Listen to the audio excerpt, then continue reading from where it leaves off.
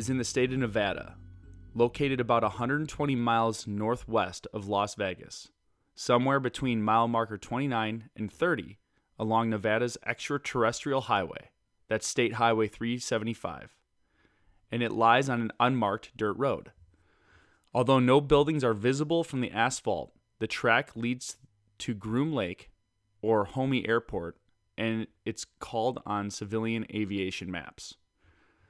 For those in the know, it leads to a military base with many unofficial names: Paradise Ranch, Watertown, Dreamland Resort, Red Square, The Box, and The Ranch, Nevada Test and Training Range, Detachment 3, Air Force Flight Test Center, Detachment 3, AFFTC, and the more commonly known Area 51. Area 51 was established on April 12, 1955, by CIA officer Richard Bissell, who was overseeing the development of the U-2 plane. He first seized the site that would become known as Area 51 while on an aerial scouting mission. Bissell, along with three others including Colonel Osmond Ritland and Kelly Johnson, director of Lockheed Corporation's Skunk Works, agreed that the area would make an ideal site for testing the U-2 training pilots, and request the Atomic Energy Commission add the area to its real estate holdings in Nevada. In July of 1955, the CIA begins using Area 51 to develop the high-altitude U-2 reconnaissance plane. Other aircrafts are also tested at the site later, including the Oxcart, which is a supersonic reconnaissance A-12 aircraft, precursor to the SR-71 Blackbird, and the F-117 stealth ground attack jet. So we said a lot of airplanes, but if you're not into planes, this is that really, really cool flat black plane where it's got those wings that end kind of in just straight lines, and the pilots fly so high they basically have to wear spacesuits. The SR-71, it's I think one of the fastest jets that the Air Force had. I think it flew over 2,000 miles per hour, and in altitudes of like 80,000 feet. It can make like a bombing run. It can like take off from like Nevada, get to the Middle East, and come back in like 9 hours or something like that, right? Is it or something even crazier than that? I don't know if you want to look it up while we're going, but it's like insane. It can circumnavigate the planet pretty quick. The Air Force only used it for a little while, and then later on used the U-2 because I guess the SR-71 is just, it's really expensive to fly and it burns through fuel really quick. I would imagine. Yeah, and the other really cool plane that was developed there that I'm sure everyone has seen before is the F-117 stealth fighter. Mm-hmm. That's kind of it looks like from the bottom, if you saw it flying over you, it looks kind of like a V. Yep. With kind of a jagged end on it, and it's one of them got shot down in the mid-90s. I remember that was big news for like a few weeks over Kosovo or somewhere. Yeah. They were used heavily in Operation Desert Storm. They typically fly them during air shows. You'll see one flying over. I've seen the F-117 fly over. I've also seen, I know the bomber that looks like just a flying like Batwing. Yep.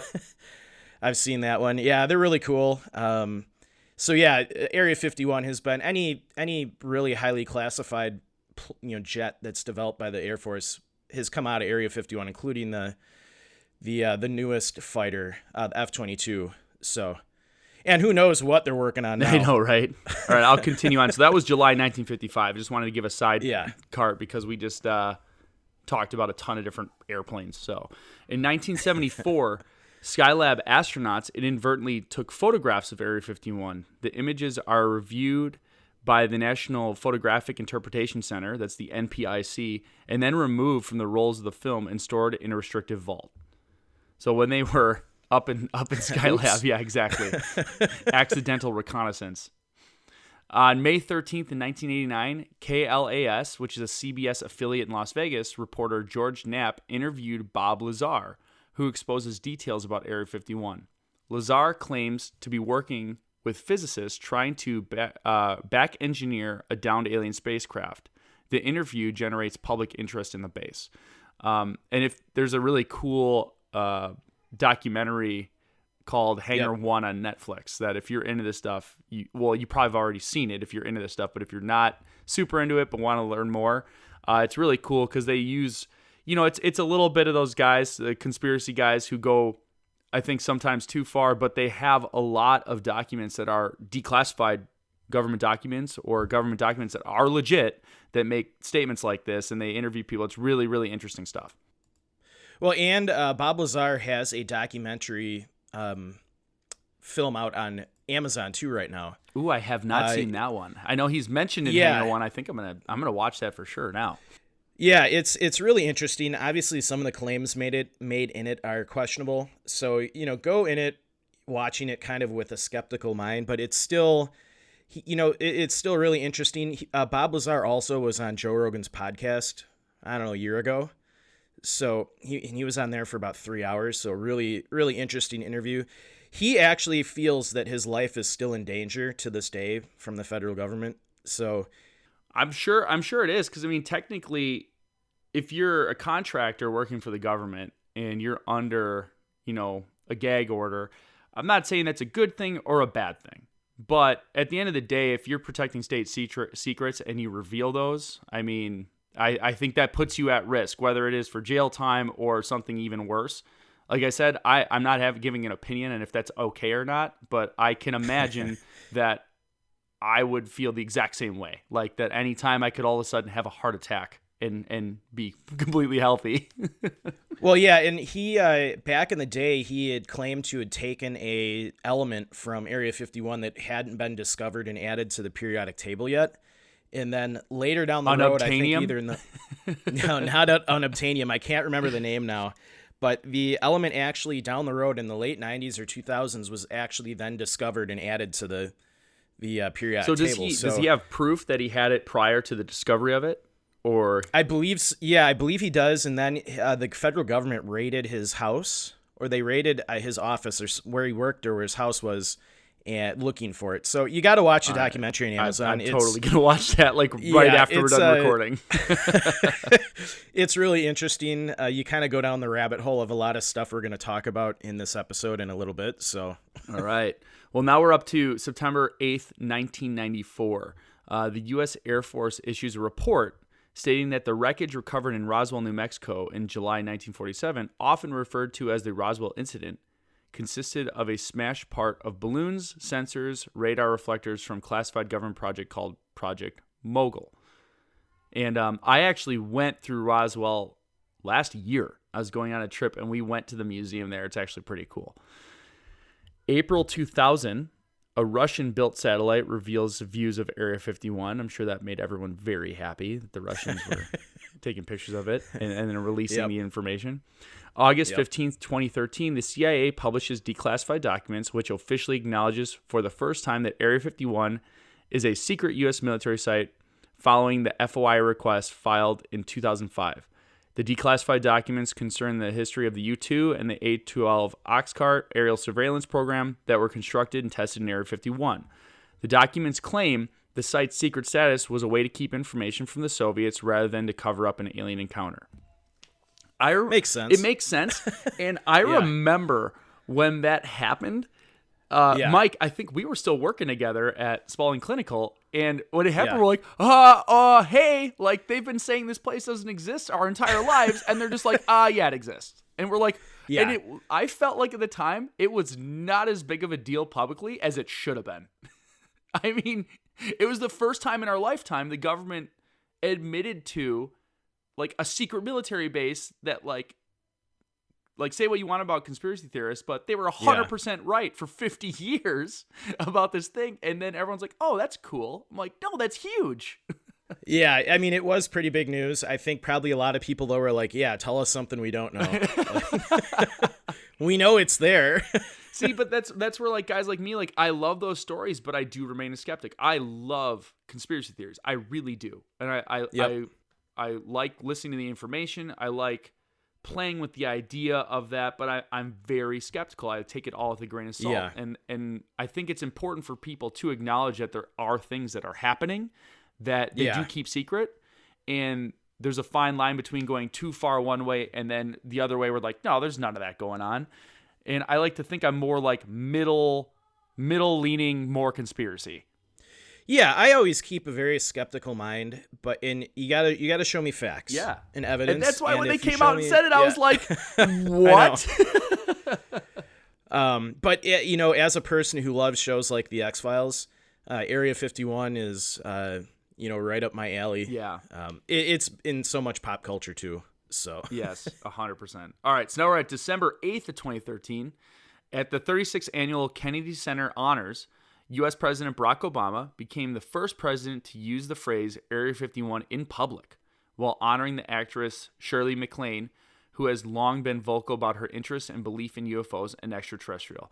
That's actually pretty crazy to me, that no sitting president has even uttered the phrase Area 51 until Barack Obama. I think he probably felt comfortable doing it since the CIA kind of already admitted it existed. I'm sure it was a discussion that had like, hey, can we talk about this thing now? Because like you assume that the presidents are all briefed on the reality of stuff when they come into office. I think they're probably, and this will go back into that documentary that you're gonna watch. I think there's some information that's so top secret that it's even a president doesn't get briefed on it unless they specifically seek it out. I believe that 100%. I believe that, and this is where I go back and forth on my like, how do I feel about that stuff? Because there is a big part of me that says that's great. Like I don't have faith in people controlling all of my life, but I do believe there's things out there that you just expect other people to know. And I'll put it in a simpler term. I drive across bridges all the time. I don't want to spend my life worrying about the integrity of the bridges I'm driving over because I'll go insane. You know what I'm saying? So if there's things out there like extraterrestrials, or there are governments trying to kill us, and there's people that are working on things that are stopping that, and it's so secret that our enemies can't know. It's like, you know what? I don't need to know about that, and I'm just glad they're doing it. But on the other side, okay, are they overextending their bounds into, individual liberties and rights of people, not even just Americans, but like, are we doing things that we shouldn't be doing to unethical people? Yeah, exactly. Yeah. I also worry too, obviously I believe that governments need to have things like military projects kept secret in development. They don't want other countries figuring out what they're working on. But I also get worried about when you have these like black budgets where there's no congressional oversight over what these shadowy departments of the government are doing. So I have some issues with that, but I also see the reason why some of this stuff is so highly classified. You don't want, the Russians or the Chinese or, other adversaries knowing what you're developing out there, because you want to have the upper hand. Well, look at the raid on Bin Laden. Those helicopters were those were actually developed at Area 51. Exactly. We have helicopters that you can't hear. That's insane. That's insane. And so you have these things, and the only reason we know about that today is because they crashed one. Yeah. And we're talking about our government, and this is again where I go back and forth. Our military is so good, especially when you get in that type of level, that what did they do that raid in 30 minutes? They flew in there, crashed a helicopter, so that it didn't go as planned, and in 30 minutes they got Bin Laden, they got all the intel, blew up the crashed helicopter so they couldn't reverse, or it'd be harder to reverse engineer, and got out of there. Like, that's insane. And that's why we know about these helicopters, because everyone's like, we've never seen anything like this before. And we never would have if there wasn't an accident. So it really is the technology that's come out of Area 51. If you're, even if you're, you want a smaller military budget, things like, I get those point of views. I'm just looking at a purely technology standpoint. Mm-hmm. It truly is amazing, some of the technology that's come out of that location. Yeah. So it's just cool. It's cool and terrifying. I think that's the best way to put it. It's cool and terrifying. It really is. Yes. It's like I don't want it to stop because I love the conspiracy theories, but I also want it to stop. Right. All right. So I'll go on from there because I'm sure we'll have many of these sides because this is a really fun topic. Oh, yeah. All right. So April 2nd, 2014, in an appearance on ABC's Jimmy Kimmel Live, Clinton jokes that while he was president, he asked aides to investigate what the government knew about UFOs and Area 51. He says, first I had people go look at the records in Area 51 to make sure there were no aliens down there. So that plays into what you were saying, Mike, about how I'm sure, when Trump comes into office, they're not like, now here's all the info on aliens, here's all the info. Like, it's just too much to take in unless that something's going on globally or whatever happens that it becomes a necessity. Another good example would be the movie Independence Day, when President Whitmore, my favorite president. He was a good movie president. He was my favorite president in real life. No, I'm just kidding.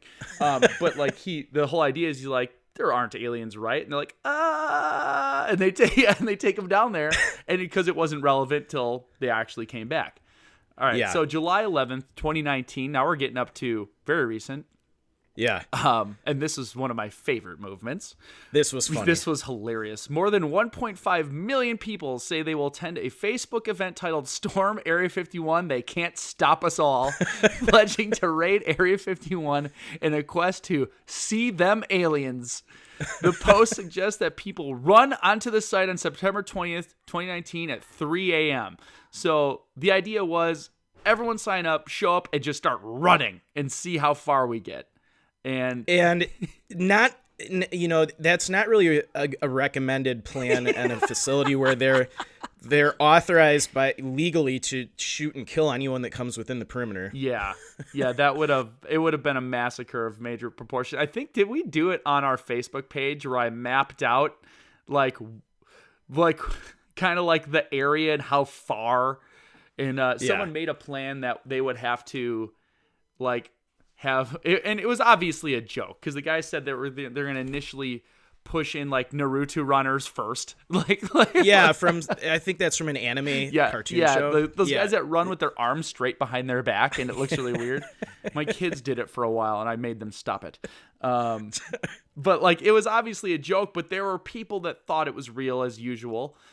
So then on September 20th, 2019, approximately 200 people out of the 1.5 million show up outside the gates of Area 51 for the raid. And 2 people were arrested. And there was 1 alcohol-related arrest, and a Canadian citizen is arrested for indecent exposure. And one sole hero in the group came close to crossing and is briefly detained and released at the scene. So yeah, it kind of fizzled out at the end. I figured it would. A lot of people just joined up because it was funny. Which for the best, because like legitimately, if cars started driving there, I could only imagine there's minefields or whatever. It could have been really bad for the people. Yeah, I'm glad they didn't find out. It wasn't smart, and you had a lot of the government officials really warning people, like, seriously, like, you can't come inside here, or it's not going to end well. Yeah, it's like, ha, ha, ha, ha, funny joke, but for real, don't come in here, we'll kill you. Yeah. So this is some really, really cool information. So the size of Area 51, and this is all based on released documents, now satellite footage, because you can go on Google Maps and now see this. It's no longer blocked out, and you can find the pictures. Parts of Area 51 are part of larger, Air Force facilities that have been acknowledged for a while. Yes. So yeah. So it is part of the Nevada Test and Training Range, which is 4,531 square miles, or was that 2,899,840 acres? Yeah. So if Area 51 and the larger test ranges were a national park, it would rank as the 7th largest, which is bigger than Yellowstone, the Grand Canyon, and Glacier National Park. So the area is huge. It's massive. Which leads into more conspiracy theories.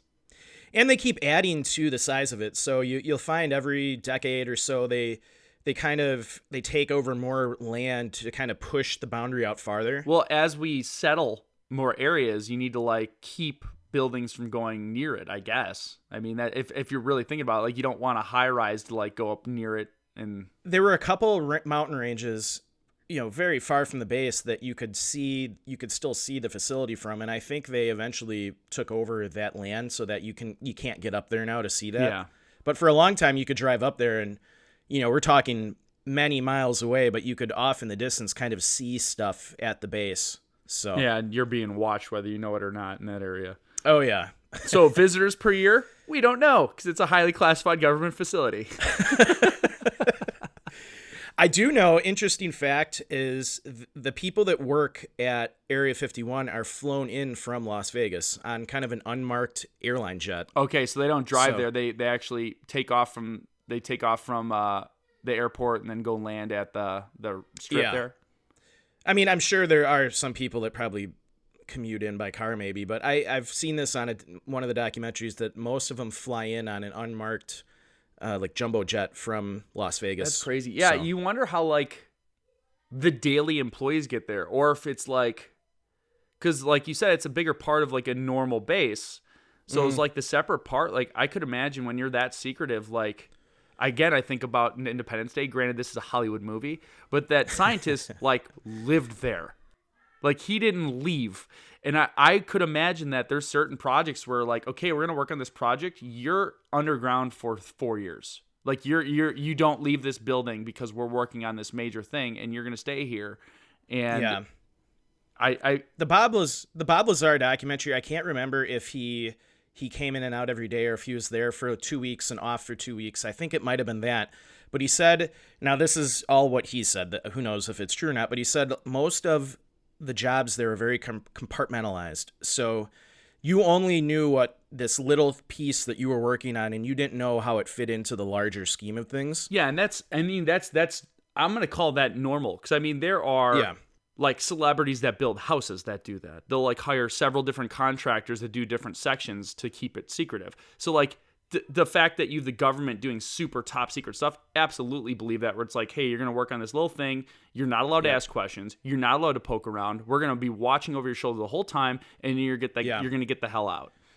Well, and he said that it was mainly done too to prevent, if one person gets compromised, they only know about the little thing they're working on. And they actually, with some of the workers, they actually kind of mixed in bogus projects and documents to kind of, so some people might not have been working on real things or working on something bogus to kind of, really throw off people to what's going on in the grand scheme of things. So really interesting. Again, you got to watch that documentary. I'm going to. Like literally I'm going to put it on after this because I have some work to catch up on, and I'm going to watch it while I do that. So, all right, so we have some interesting historical facts about the area. The U.S. government's official name for Area 51 is the Nevada Test and Training Range, which is a unit of the Nellis Air Force Base. Today, it's used as an open training range for the U.S. Air Force. So it's like you said, it was like kind of hiding in plain sight. Mm-hmm. So it is restricted to the public, obviously, and has armed guards patrolling the perimeter. It's also impossible to enter the airspace above without permission from air traffic control. And that's where you get into, I would love to look up, I don't know if you have, Mike, if there's been like any like dumb idiot Cessna pilot that just accidentally flew into it. And I think this is, again, they don't even let you get close. Well, and that's the thing too. This is where you get into, we're still talking about people here. And it would be very easy for those people to have been shot down, but you have people probably manning this up. They probably were very imminently about to pull the trigger from like a surface-to-air missile on this guy and like, hey, dude, turn around now. like you will be dead if you do not. You can go on YouTube and listen. There's a lot of, there have been people in small commercial aircraft like Cessnas that have gotten too close, and they first get warnings from, the air traffic control, and then fighter jets get scrambled, and a lot of times they'll force you to land, and then they'll take you into custody and question you. Sure. And then, I mean, usually you get released, but yeah, it's serious. You don't want to fly into their airspace. Well, you think about how many of those stories where it's accidentally got too close. I would bet a number of those were counter operations. Like it could have been. Who knows? Yeah. I mean, like that's where there's great pictures of, was it Ronald Reagan in Russia? And he's taking pictures with tourists, and one of the tourists is Vladimir Putin. Like, because he was KGB at the time. Like, he wasn't president, but like he's got like tourist shorts on, a little photograph. Like, he's got a camera, and the story goes that the Secret Service knew who all the KGB were, and they like it's kind of like this dance like the governments do to play along. So I would be very surprised, like, oh, I'm just a local pilot that got a little too close, and like it's like, no, it's probably a KGB guy that. Again, the dance continues. They let him go, but they know exactly what's happening. Yeah. So, Area 51 is still expanding, as you said, Mike. It's been growing something. Something which true believers may attribute to the need for more UFO parking spaces. Business Insider points out that satellite imagery of Area 51 displays significant construction within the area between 1984 and 2016, including new runways and hangars. Business Insider also posts that it could mean that the B-21 Raider stealth bomber is being tested at the site, or this is what they want us to believe. Area 51 has appeared in numerous movies and TV shows, including Independence Day, Fantastic Four, Zero Dark 30, and Indiana Jones, to name a few. And that was the newest Indiana Jones, right? Yeah. Yep. The one that people hated, but I enjoyed it for entertainment. It was okay. It was for entertainment. I look at movies for entertainment value, and it entertained me. Plus the part where the nuke goes off and he survives it inside of a refrigerator. Pretty ridiculous. I still watch that clip every now and then. I'm like, really? Who allowed this to happen? All right. Sharing a border with Area 51 is the Yucca Flat region of the Nevada test site, which was the location of 739 of the 928 nuclear tests conducted by the U.S. Department of Energy. Go ahead, Mike.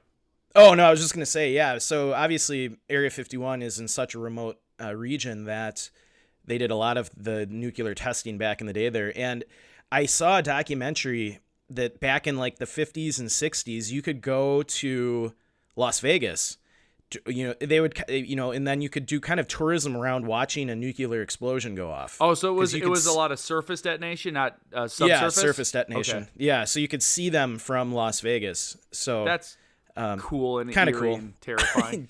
Cool and creepy. Can you imagine seeing a nuclear explosion go off? See, that just scares me in general, because we talk about like all the things in our lives, like synthetic foods and things like that, and I really feel like the growing cancer stuff is directly related to the world deciding that we're just going to detonate nuclear weapons to flex to other countries. I mean, it's definitely it's not great for the local or regional environment. Well, and they talk about you can date wine. Like if you have like old wine, because they sell it, and if it was bottled and corked pre the discovery of nuclear weapons, that's how they tell if it's legit. Because really? Because ever since the nuclear age, like there is like whatever the radium is detectable on everything. Because when you detonate a nuke in the atmosphere, and we've done thousands, but different countries, like it goes everywhere. Yeah. Like the fallout, like it's apparently not safe. It's not unsafe. It's not great. It's not great, but like you can actually detect. So they say like you can actually draw out wine then and go, oh, it doesn't contain this nuclear isotope, but everything since then does. So you can tell if it's faked. So it's some interesting stuff. So lead and silver were discovered on the southern part of Area 51 in 1964 and 1864, excuse me, and mined up to 1918, and then again after World War II until the early 1950s. So that was just some random facts. Elevation of the area about 4,400 feet.